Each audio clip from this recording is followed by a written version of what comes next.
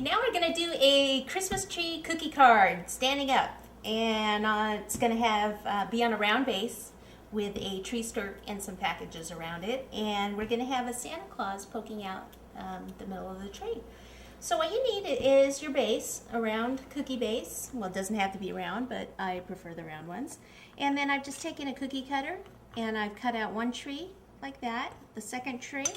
And on the second tree, this is where we're going to have Santa's head kind of poking out. So I just took a scalloped oval cutter and cut this out before I baked it, then baked it. And then the other pieces, these are just a couple few rectangles and a few square cookies, and those are going to be our packages at the base. So the first thing I've got here is I've got some green rolled fondant, and we're going to cover both of the tree cookies first. So I just roll this out quickly.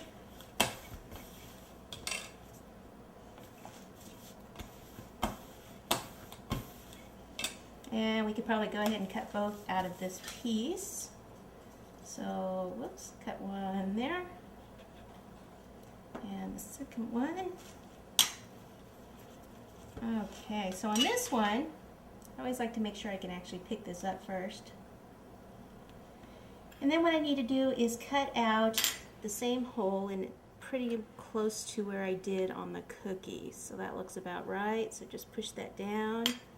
And then we'll pick this up, flip it over, place a little water on the back,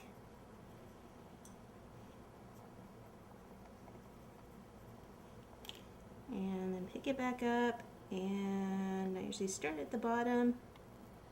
Okay, and kind of position it first before you actually, press it down, because right now we could still move it wherever we need it to be.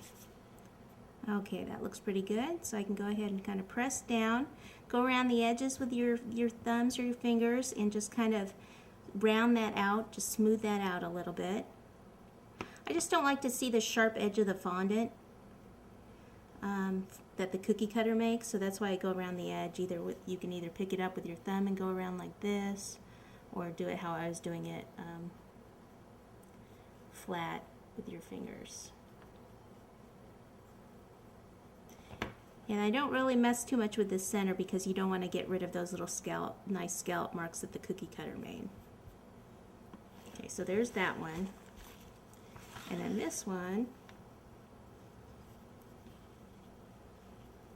is even easier, just a little water.